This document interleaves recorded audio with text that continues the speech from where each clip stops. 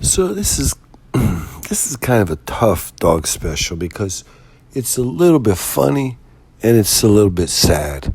And I think it really is sad. I forget how it was going to end. We tried to come up with an ending, and the whole ending, it just fell apart. Everyone's like, gosh, I don't even want to pay attention. This is, you know. So basically, this is a pretty sad story. It goes like this. I'm paraphrasing the man because the man, he came home, he said, "Oh, dog, I can't tell you, this is so embarrassing. You know, you got to get in the batter's box. You got to take your cuts. You know, so anytime I see a beautiful, voluptuous, younger girl, I always say to myself, you know, hey, I live in a manor house. You know, I'm pretty fit. I mean, I'm not good looking and anything. I got some good hair. I got good hair. I have, if you have a manor house, there's a lot of accesses. We've got a big giant tennis court. We've got a big giant whatever parlor room. We've got a beautiful whatever you call it back in the back of the thing. The estate goes way stretching out. They got grapes growing back there. They got tool sheds. They got outbuildings. We got a big beautiful pool. Come on. It's all up and running. We maintain it, you know. It's like an empty resort. This girl could come over and just frolic. You know, I don't have no money, but she could frolic. So I'm always like, I have enough confidence to ask any girl out. Well, the man, he was fixing up one of those interior rooms. I don't even know what it was for. He had paid men to come in and move everything out. The man has no money. The man has no disposable income. But yet, he always hires to get all the manual labor done, the menial tasks. I'm like, buddy, save yourself. You paid these guys, they gave you a price of $75 to move all the furniture out. Then you gave them another $25 or $30. Well, you could have saved yourself $105. We could have had filet mignon. If nothing else, we could have blown the $105 on ourselves. He doesn't get it. Well, anyways, the man, he gets this room. It's like I forget what we call it, interior or something, not interior, ulterior. I can't say how that interior room is. But the man, he wanted it painted. But he wanted to find a good deal, so he was shopping around, and lo and behold, he hires these two girls. He gets a reference. So somebody gave him a reference for these two girls. It turns out they don't speak any English, not a word of English, except for they say, I can't speak English. I'm like, well, learn a few more words then. You just said perfectly clearly, I can't speak English. You know, what is that? It's a repetition thing. Figure out, you know. You could say, yeah, I understand. I work really hard. Or you could say, I don't know, whatever. You could say, back off a little, your breath stinks, you know, something. Learn a couple of the catchphrases.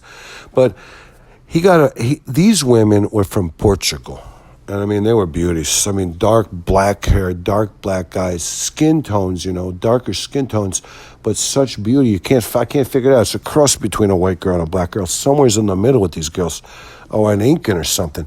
They're so beautiful, you can't stand to be around them. You're like, you got white girl features, you got black girl features, you got all the things going on. It's so beautiful, I can't take it, you know? It's like Kim Kardashian, so to speak, only these girls are real, and they're standing right there by you. You can't take it. The one girl's name was Ludmilla, and the other girl's name was Paulina. So anyways, these girls come in, they do a magnificent job painting. You couldn't believe it. The one girl said she did something with watercolors. I'm like, watercolors? Was she crazy? Was she going to paint? You know?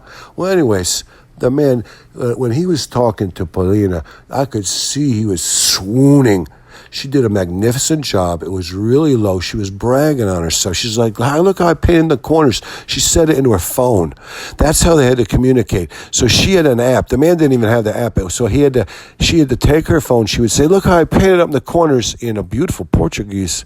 Portuguese will slay you. The man told me Portuguese is beautiful. When you see a pretty girl just saying any mundane thing, she's talking about painting a corner, and painting down in the corner, up in the corner ceiling, down the corner by the floor. So she's saying it sounds like so romantic and lilting and beautiful. I was dying. The man said, I'm dying. I couldn't believe the way it came out of her. I wish I knew what she was saying. You know, it turns out she was talking about some painting, because then when she said it into her phone, then the phone said it back to the man in English. And it's like, she's like, do you see how I didn't get any paint on the ceiling when I was painting the upper corner? Or look, down by the floor in the corner, it's very difficult to get that done. And the man's like, wow, that sounds so beautiful when you said it in Portuguese in America. It's kind of boring, but it didn't matter. The man was like, The man told me, he says, this girl, this Paulina, I was falling in love with her momentarily. As every ticking second went by, I was becoming more and more enamored with this girl. This is the other thing this girl had. She had one of those, whatever you'd call it, I'm trying to think of it. Those barampara, whatever you say, barankara, I forget. Two big, beautiful gluteus max. I mean, this girl's butt, whew, she had extra butt to spare. That's the kind of butts where, they have to look really good. Because if you have one of those big, extra bubbly butts, it has to have, a tautness, a tightness, a smoothness, a shapeliness. This girl's butt had it all. And I'm not even going to get into what the man was saying. The man was getting a little gross. But he said he fell in love with this girl. So, the woman, or a man, I forget who gave the man the reference. The man texts them and says, hey, I was just wondering, is that Pulinga girl, she's single because she's so gorgeous and I never seen a person work so efficiently, beautifully, thoroughly. So, this girl knew that she was working for Jehovah God Almighty, the man said, because no one was around to watch her. The man didn't watch. The man was out there sipping bourbon, trying not to get too inebriated. Then he would pop in and out to see how they were going. He was wishing they were taking longer because he was falling in love with these girls. He probably would have took either one of them. Ludmilla probably he would have gone home with. But Polina was the pick. He loved Ludmilla and Polina, but he liked Polina a little bit more. So anyways, he thought that the sun rose and set on this girl. She did everything the right way. So he texts this, I don't know if it was a dude. He says, I want to say that Paulina, I'm really almost enamored with her. Do you think she's single or what? And the person texted back, my goodness gracious, my friend, what are you, stupid? I told you they're partners. Well, it turns out the man was told ahead of time that these two girls were partners, these two beautiful Portuguese girls. They were partners, but he didn't realize that meant they were homosexuals in a loving relationship. The man, reached out with a text message to the person who gave him the recommendation, said, I wanted to ask this girl out to dinner, but I want to make sure she's single first because I don't want to offend anybody. And the person said, LOL, like it was a joke. And the man says, well, I don't know what that text back. I was like, jeez, what am I going to text back? I mean, LOL, I don't even know what that's. I just want to know, is she single? And so he said, because he reiterated, he says, so because she was, I'm so attracted to beautiful people, but plus the work ethic. The work ethic was attractive to the man. So anyways, she finally, the person texts back, oh my God, what are you, a fool? What are you, a jaboni? What are you, a jackass? I told you they're partners. They're gay. They're married. And I stopped it right there when the man started telling me the story. I said, wait a second, buddy. So this girl, she's got to be 25, 30 years younger, I'm picturing, than you. At least. It's 25, 30 years.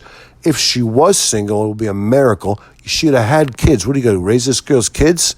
I'm sure some Portuguese mobster would have come to your house and pistol-whipped you, found out you tried to go out to dinner with his wife or his girlfriend or whatever, his gumar.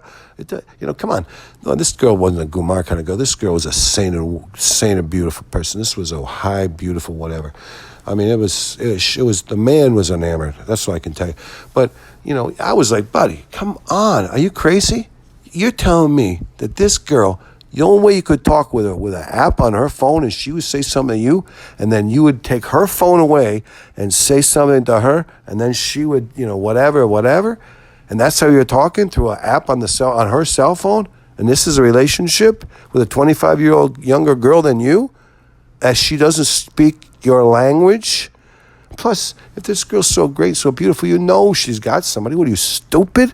There's no way this girl's floating around single. If she is, she's a total basket case. If it is, it's just like her husband or wonderful spouse or whatever would have got hit by a bus and was dead. Now she's just finally coming in the morning. You think you're hitting that? You think you're drawn to that? Are you stupid? This is not happening for you.